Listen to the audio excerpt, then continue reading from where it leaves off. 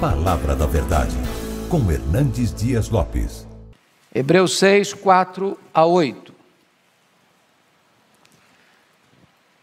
E o texto diz o seguinte: é impossível, pois, que aqueles que uma vez foram iluminados e provaram o dom celestial e se tornaram participantes do Espírito Santo e provaram a boa palavra de Deus e os poderes do mundo vindouro e caíram, sim, é impossível outra vez renová-los para arrependimento, visto que de novo estão crucificando para si mesmos o Filho de Deus e expondo-o à ignomínia.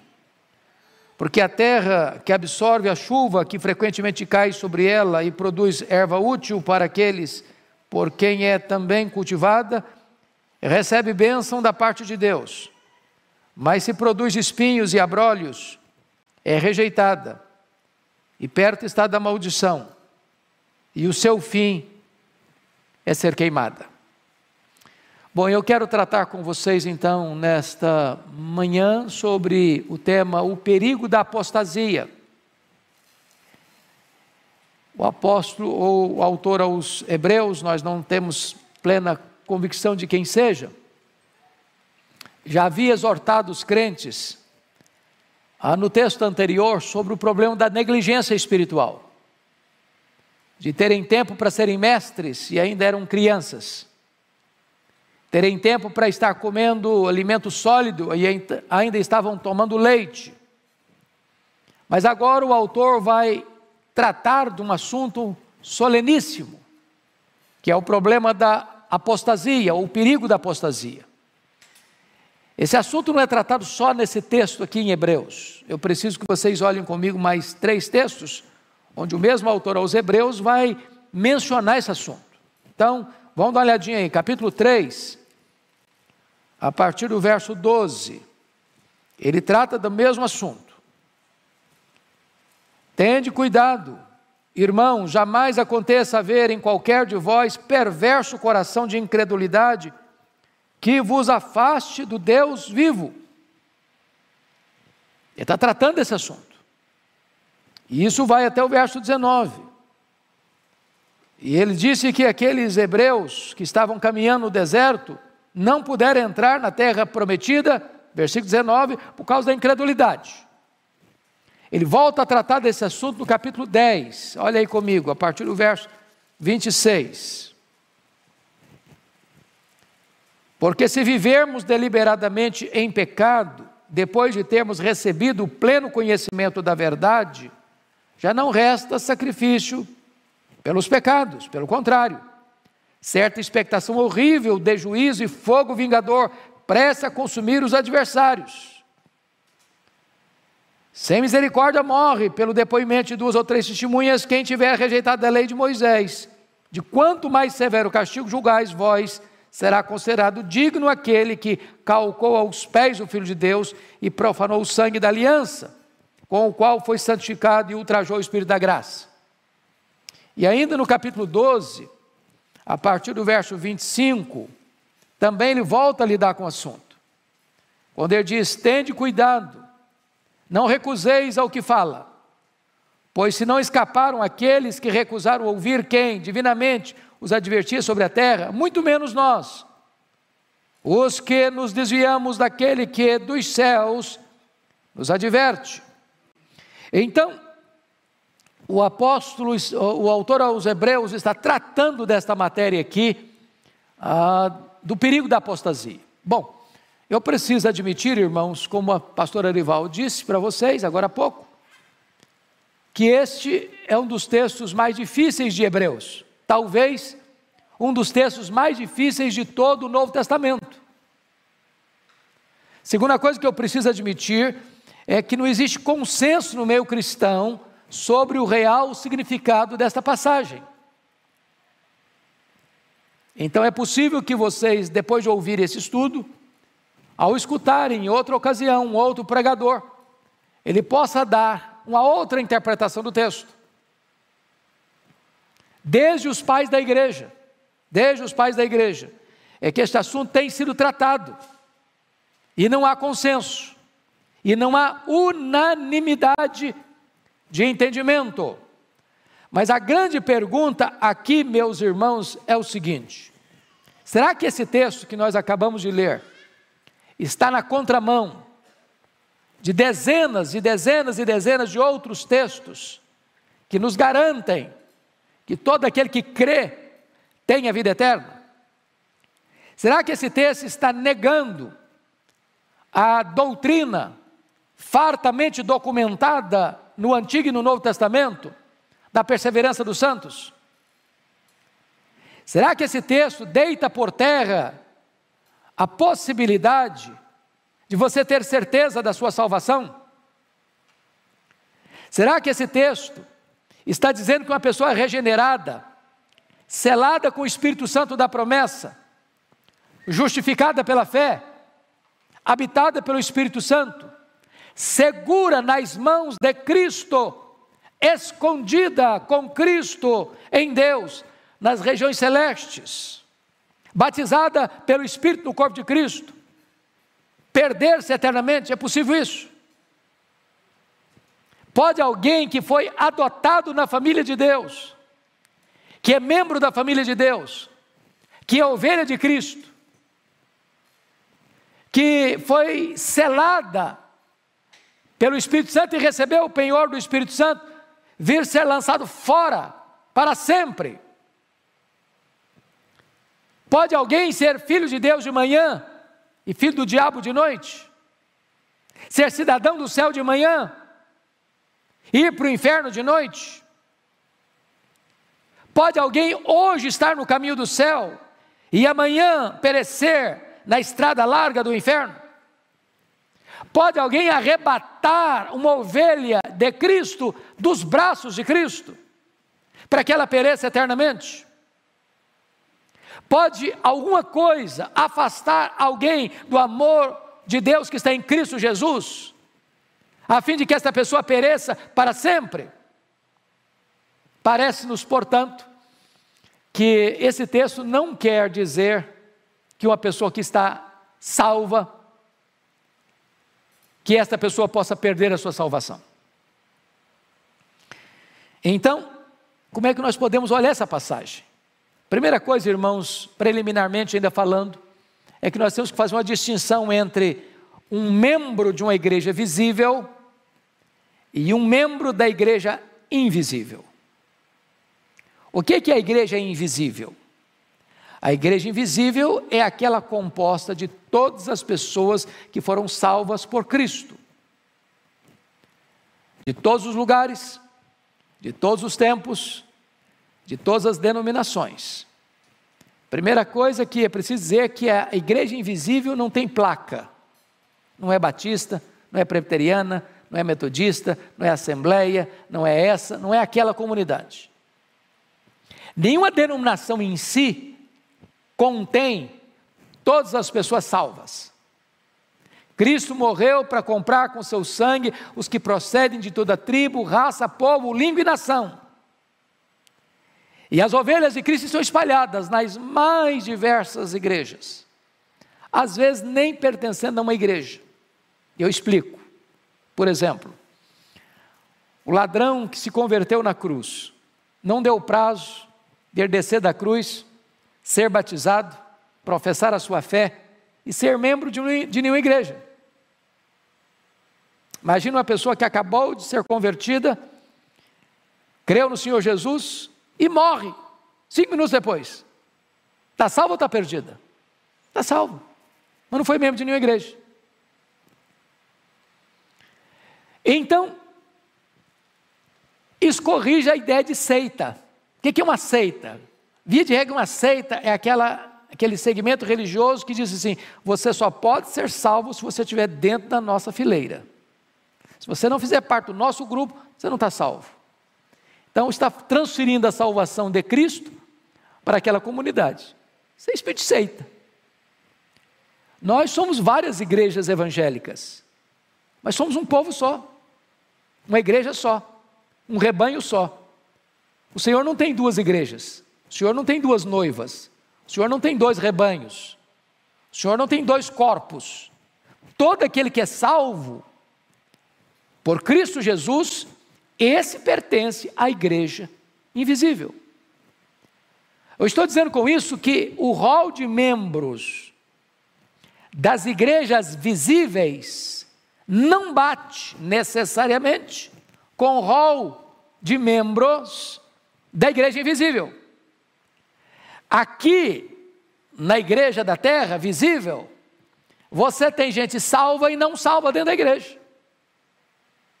Quando o pastor vai receber um membro, ou a liderança vai receber um membro, e até faz perguntas para esse membro, faz um exame a ele na sua profissão de fé, para então receber o batismo, esse pastor ou essa liderança não tem a capacidade de discernir se de fato aquela pessoa nasceu de novo ou não.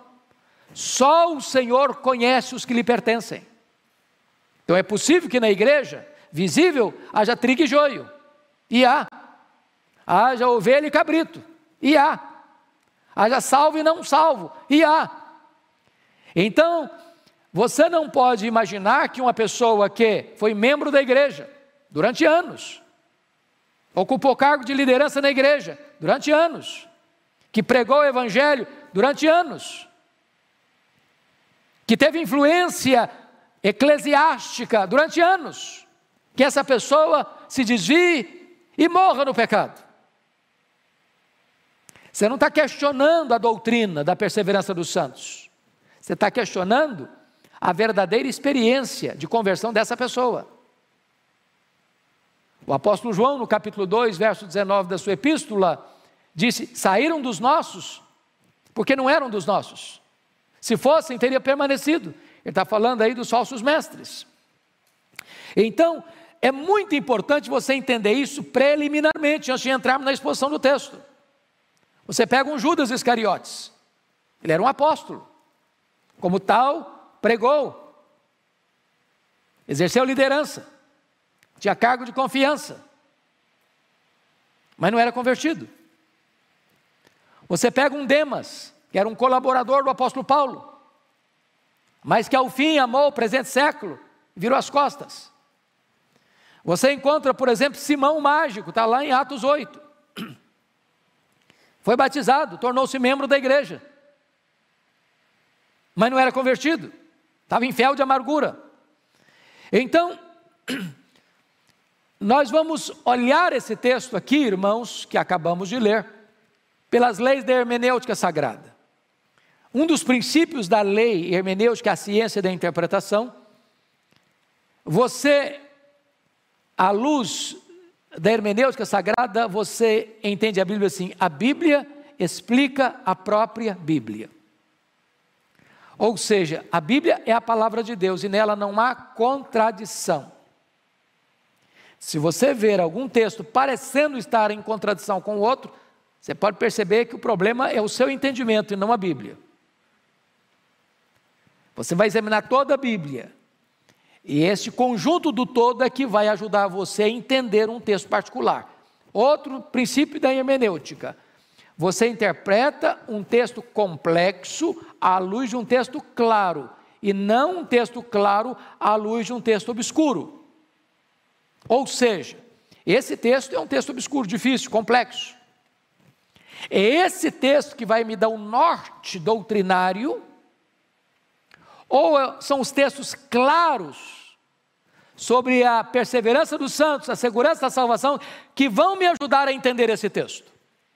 É óbvio que você interpreta um texto obscuro à luz de um texto claro, e não um texto claro à luz de um texto obscuro. Tudo isso eu disse do ponto de vista preliminar. Agora nós vamos entrar no texto lido.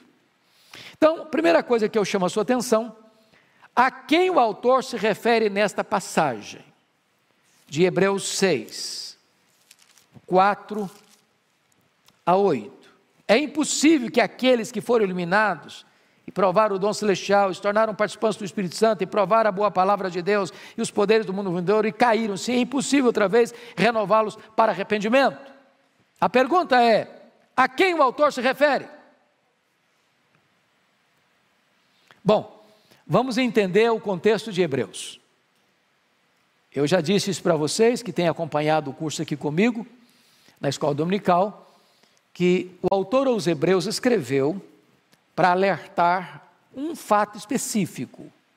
Em virtude da perseguição que estava vindo sobre a igreja, e os crentes estavam sendo expoliados, porque lá no 10:34, porque não somente vos compadecestes dos encarcerados, como também aceitastes com alegria o espólio dos vossos bens, tendo ciência de possuirdes vós mesmos patrimônio superior e durável.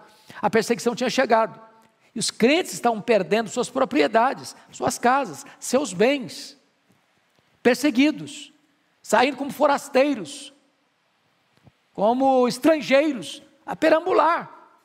E aí o que acontece? Muitos dos judeus convertidos a Cristo, por causa da perseguição, estavam virando as costas para Cristo e voltando para o judaísmo.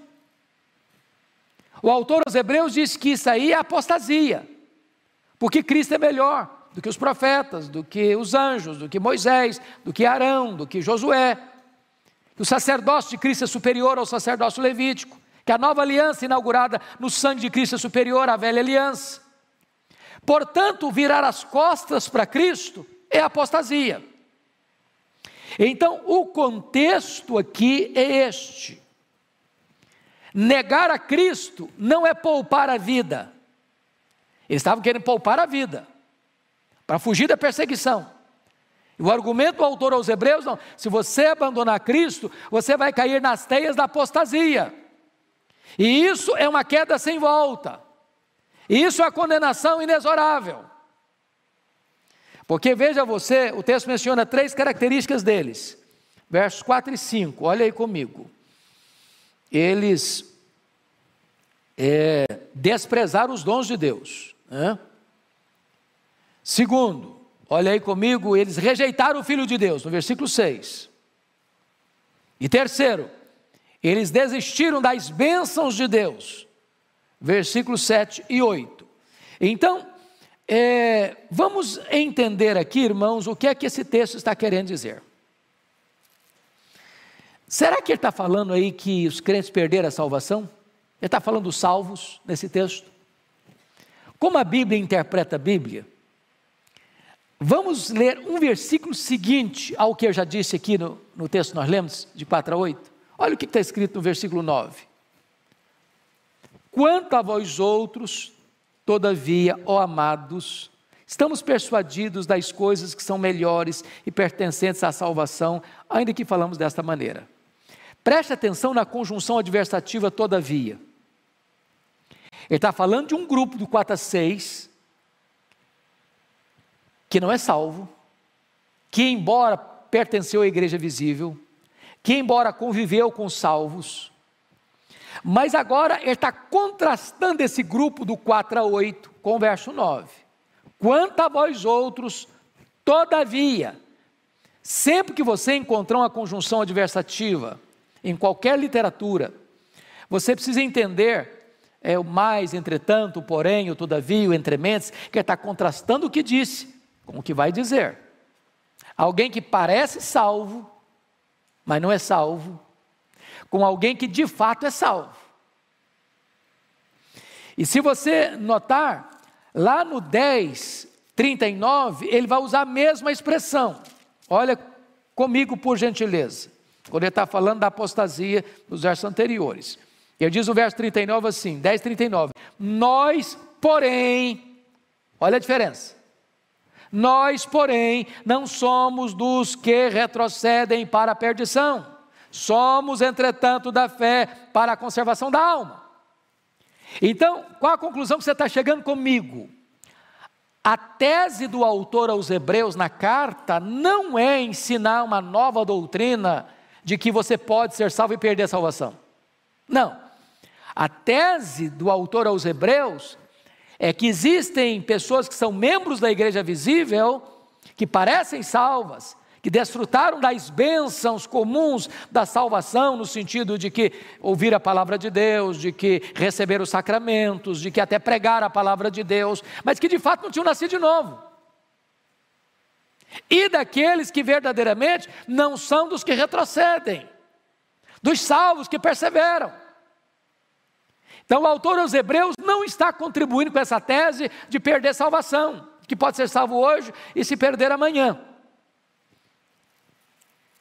Então vejam comigo claramente isso. Eu não quero ser apressado, nós vamos até onde nós pudermos ir, no sentido de ser claros. Nós temos que diferenciar entre uma queda e uma apostasia. Então preste atenção na primeira afirmação que eu vou fazer. Crente cai. Ele não deve cair, mas pode cair. Quando um crente cai, o que acontece com ele? Ele se arrepende, ele confessa o seu pecado, ele abandona o seu pecado, ele é perdoado por Deus. Agora, a apostasia não tem arrependimento. Porque quem apostata, ele tinha todo o aparato externo da religião, ele parecia, mas não era. Então não tem arrependimento. Onde não tem arrependimento, não tem salvação. Então nós não podemos confundir queda com apostasia. Quantos de nós conhecemos pessoas crentes, verdadeiramente crentes, que cometeram um pecado grave e caíram, foram levantadas, foram restauradas. Então, o texto está falando de apostasia. Apostasia é renegar aquilo que um dia você professou, é calcar debaixo dos pés aquilo que um dia você defendeu, é deixar de crer naquilo que um dia você confessou como conteúdo da sua profissão de fé. O crente pode até cair, mas ele se levanta. Um salvo tropeça, mas é restaurado. Um apóstata, porém, vira as costas para Deus e nunca demonstra qualquer gesto de arrependimento e de quebrantamento. Não dá sinais de arrependimento. Então vamos ilustrar isso na Bíblia. Pega comigo agora Pedro e Judas. Ambos eram apóstolos de Jesus. Eles viram as mesmas coisas, ouviram os mesmos ensinamentos, viram Jesus fazer os mesmos milagres, pelo menos a maioria. Os dois eram apóstolos. Aliás, Judas tinha até um cargo de confiança dentro do grupo. Ele era o tesoureiro, cuidar das finanças. Ambos pecaram gravemente contra Cristo. Pedro negou Jesus covardemente 3 vezes. Negou que o conhecia, jurou que não o conhecia, blasfemou, falou palavrão, impropérios, dizendo que não conhecia Jesus. Judas traiu Jesus. Vendeu Jesus por 30 moedas de prata. Qual a diferença entre Pedro e Judas? Judas não se arrependeu. Você sabe que arrependimento tem 3 níveis, 3 aspectos, para fechar o círculo do arrependimento.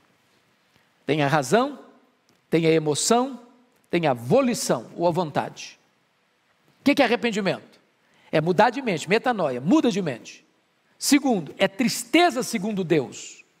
Terceiro, é dar meia volta. Estou indo para cá, vem para cá, muda a conduta. Judas, dos 3 elementos, teve 2. Ele reconheceu o erro, ele sentiu tristeza pelo erro, mas ele não voltou, produziu remorso e não arrependimento. Por quê? Porque não era convertido. Ele era do diabo, ele era ladrão. A religiosidade dele era apenas externa, aparente, fictícia, não verdadeira. Então, esse é o ponto que eu estou chamando a atenção dos irmãos. Nós não podemos confundir a pessoa que está na igreja, que tem cargo de liderança na igreja, que prega para as pessoas, que já foi até instrumento para a salvação de outras pessoas, mas ela mesma não foi contemplada por essa salvação. É desse tipo de gente que o autor aos Hebreus está tratando. Mas vamos ao segundo ponto. Qual é o significado dessas experiências descritas no texto? Olha comigo, por favor, a descrição, versículo 4 e 5.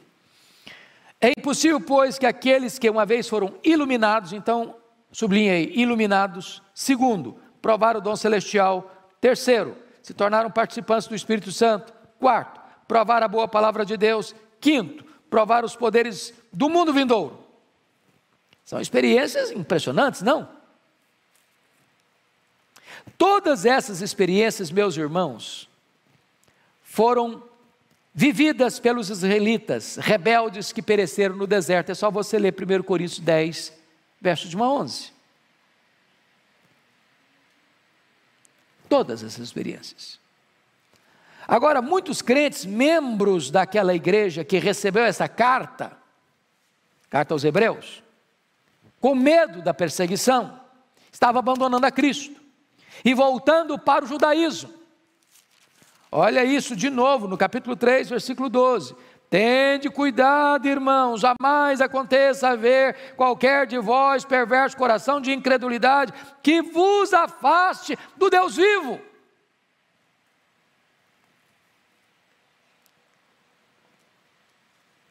Quantas pessoas você conhece que pertenceram à igreja, frequentaram a igreja com você, e que um dia viraram as costas, voltaram para o mundo, sem nenhum drama de consciência,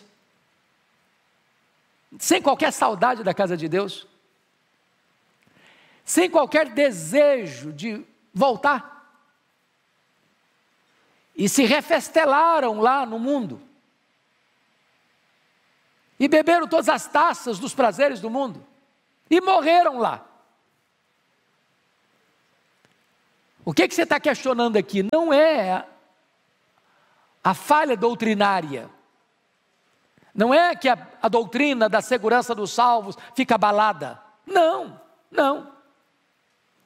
O que você questiona? É a verdadeira conversão dessas pessoas.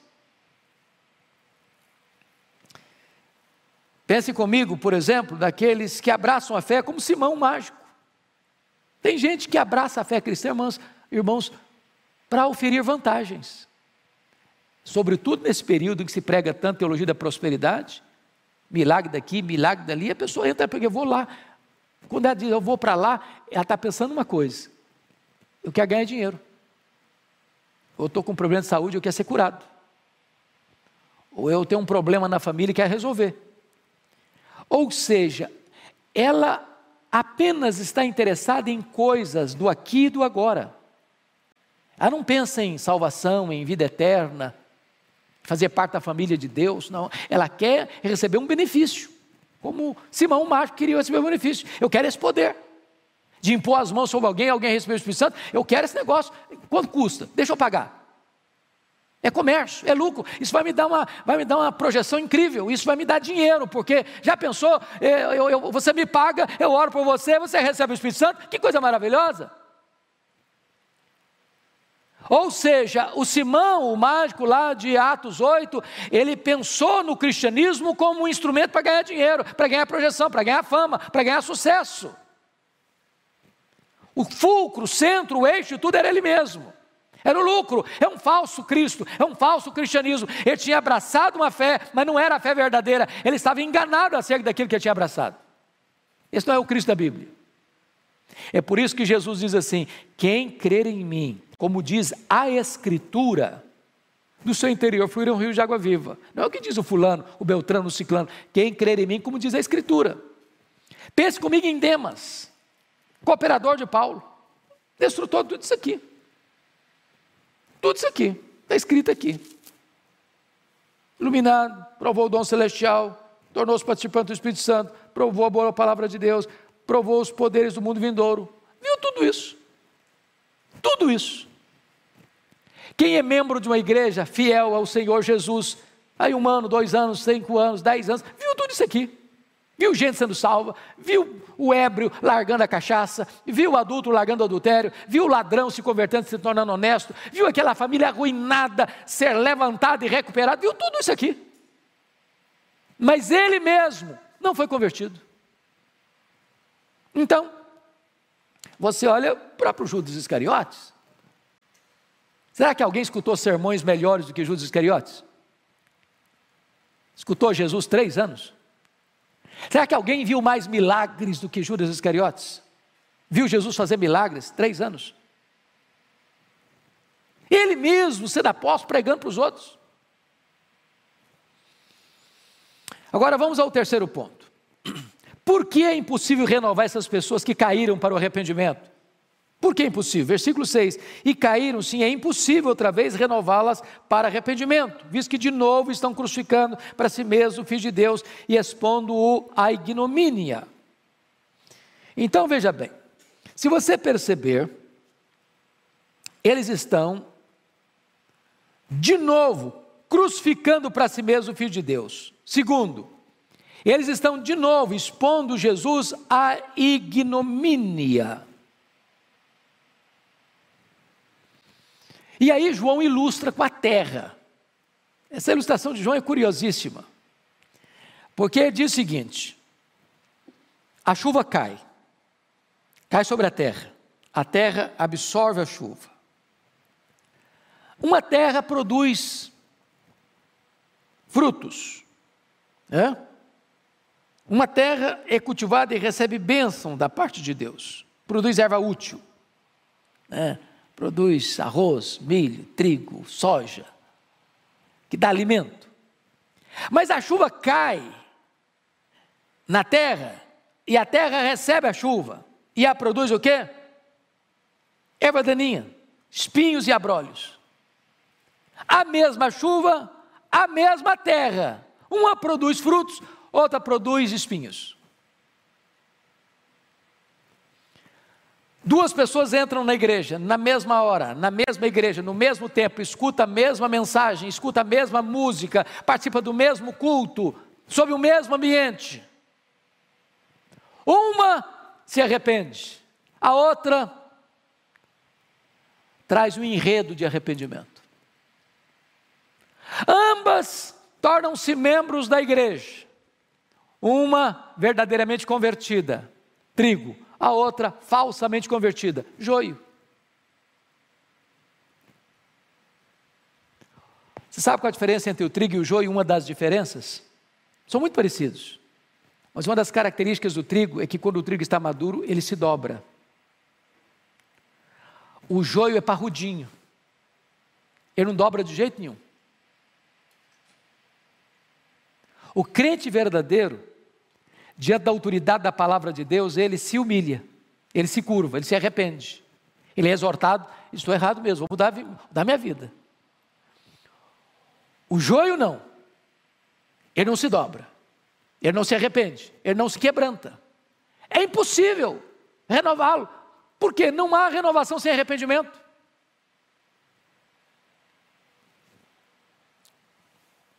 Bom, vamos pegar essa palavra para entender uma coisa. O texto diz aí, no versículo 6, é impossível.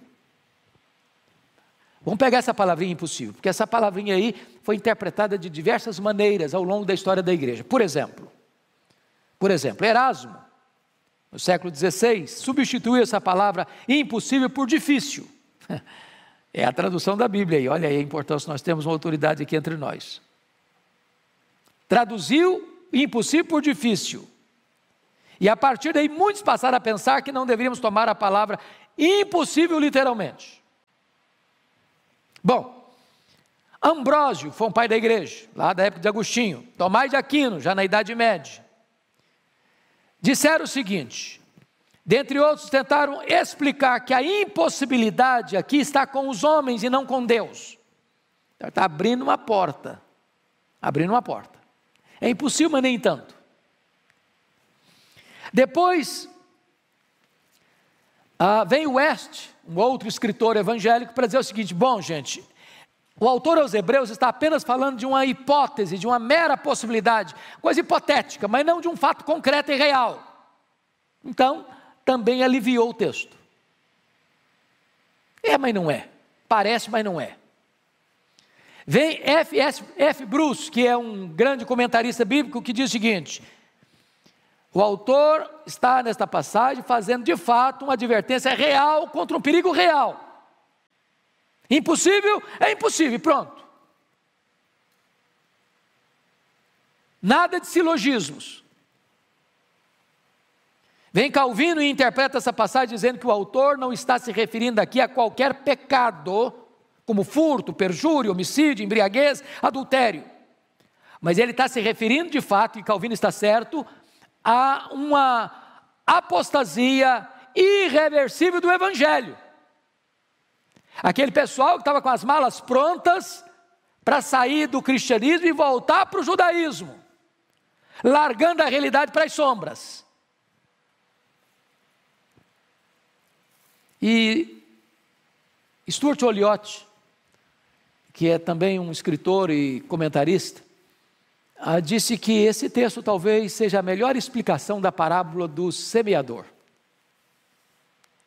A mesma semente, uma cai na terra dura, outra cai no espinheiro, outra cai no pedregulho, e essa que caiu no pedregulho e no meio do espinheiro,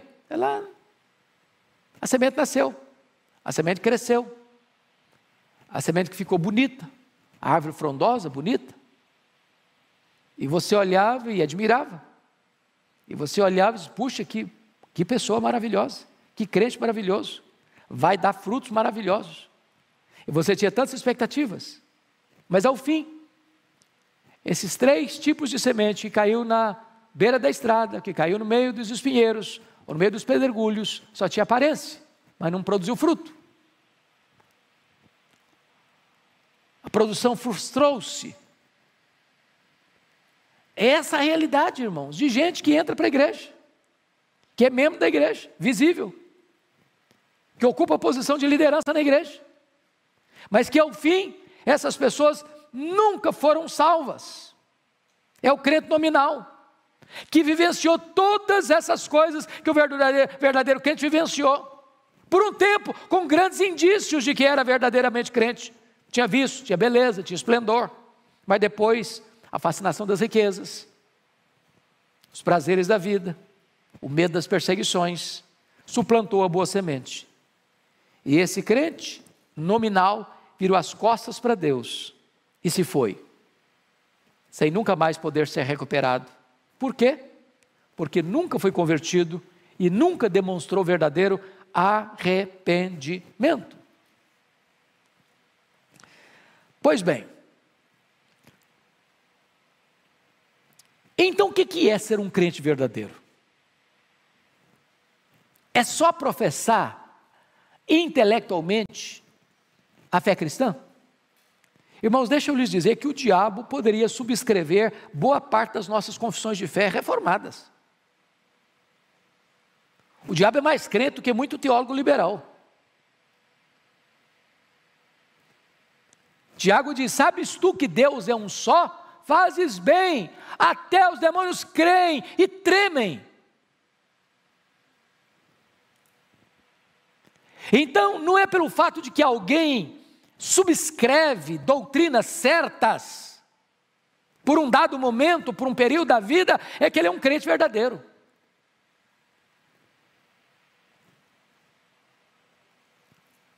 É necessário que aquele que entende a verdade, que esta verdade mude a sua história, que ele nasça de novo, seja uma nova criatura.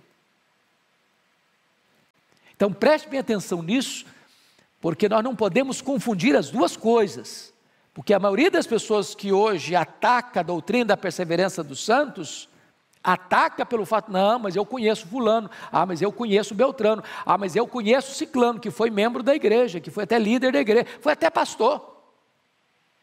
Tem pastor aí, irmãos, até fiquei sabendo há pouco tempo, pastor presbiteriano que largou a igreja presbiteriana, foi ser padre católico, foi o catolicismo, renegando toda a sua fé. E aí? Então tá bom, a doutrina da perseverança dos santos está furada mesmo. Furada nada, furada nada. Não é o fato de alguém ser pastor, de alguém ser presidente disso, presidente daquilo, presidente daquilo lá, ser líder, que ele está salvo, não. Não, absolutamente não. A evidência de que alguém é salvo é se ele nasceu de novo, se ele é nova criatura, se as coisas antigas ficaram para trás, tudo se fez novo.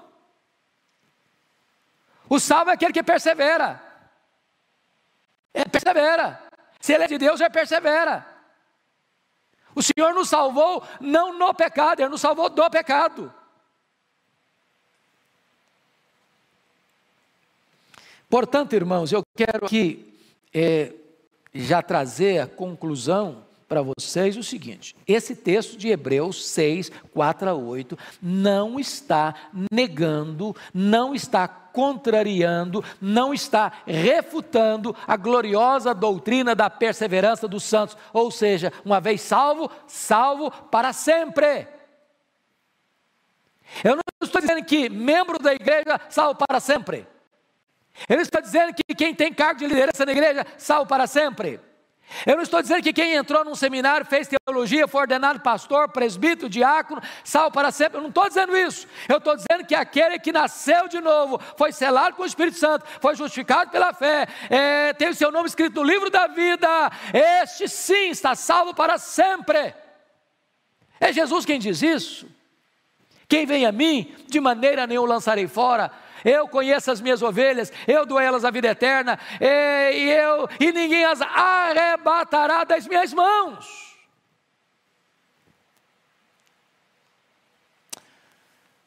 Pois bem, queridos irmãos,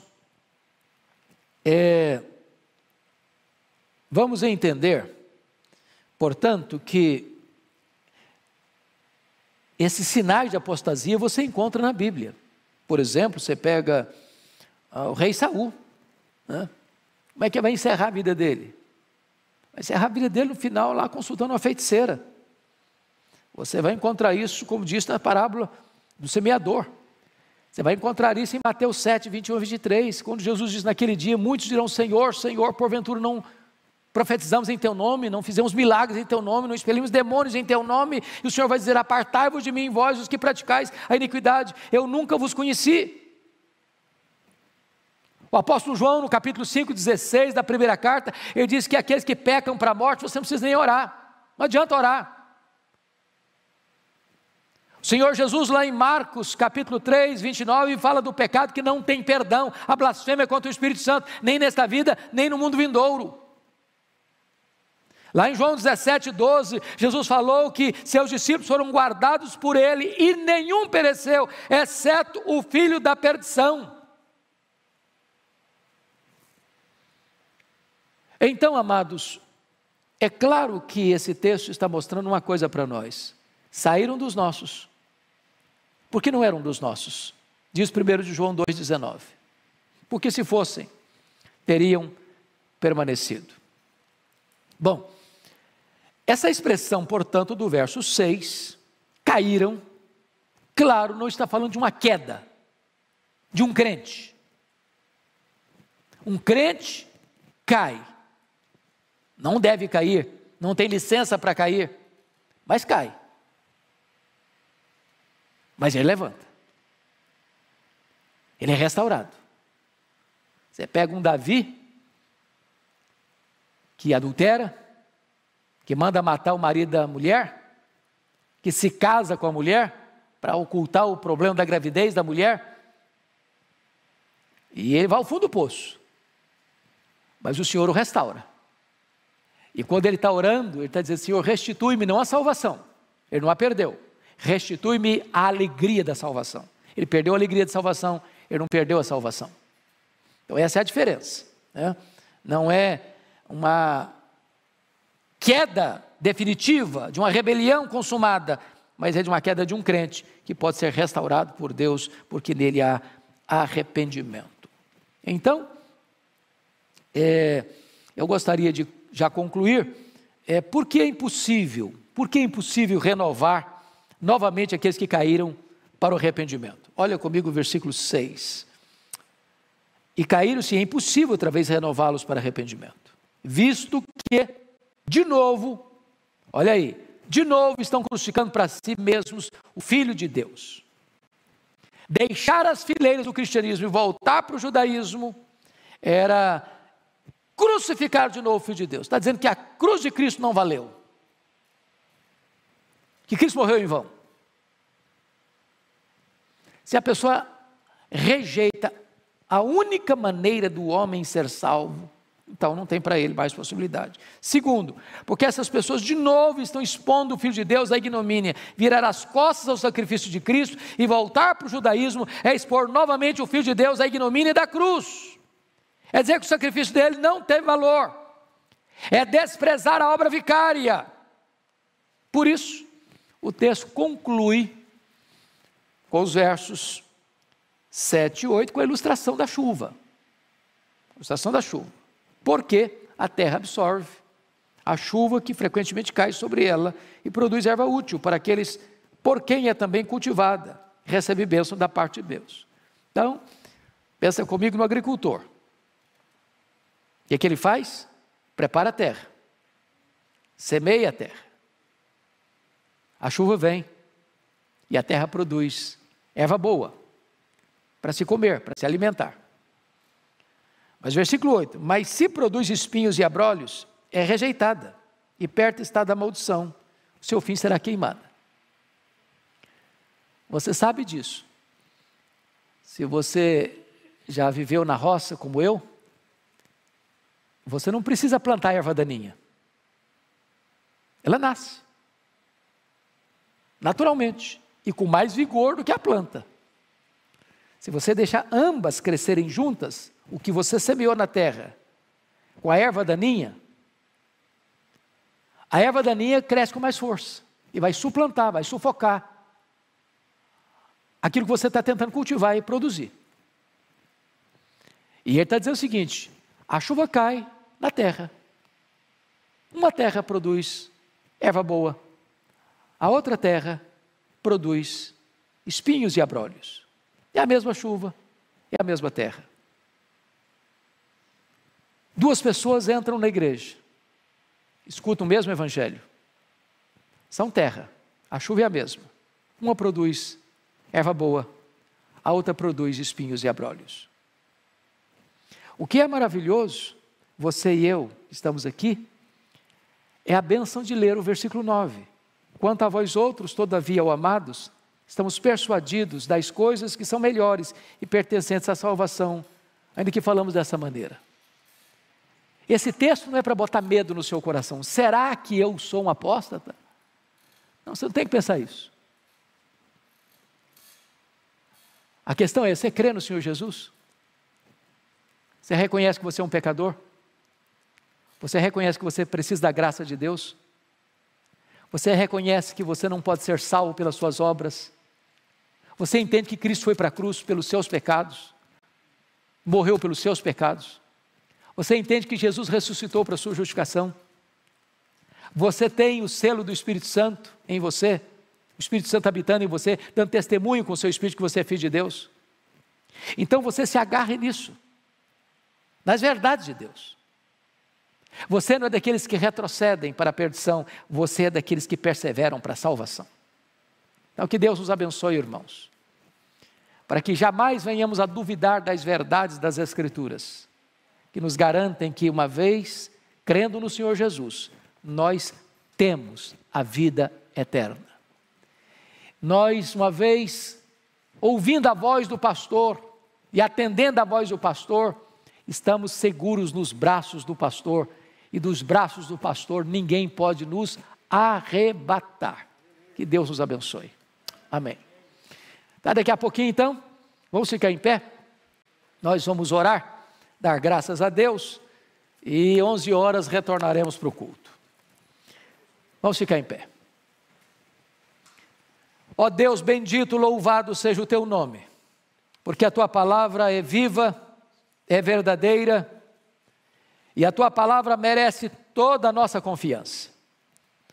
Nós te pedimos que tu nos dês o teu Espírito, para que, iluminados por ele, possamos entender a tua palavra. Esta palavra que é poderosa para nos dar a alegria da salvação. Esta palavra que é poderosa para nos assegurar que, uma vez salvos, estamos seguros nas mãos de Jesus.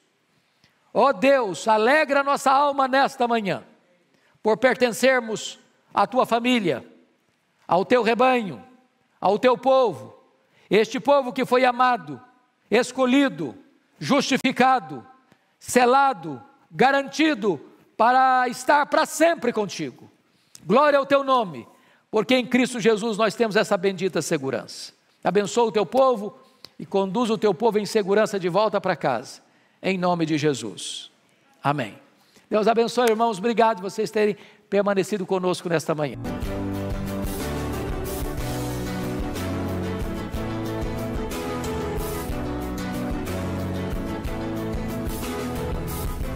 Palavra da Verdade, com Hernandes Dias Lopes.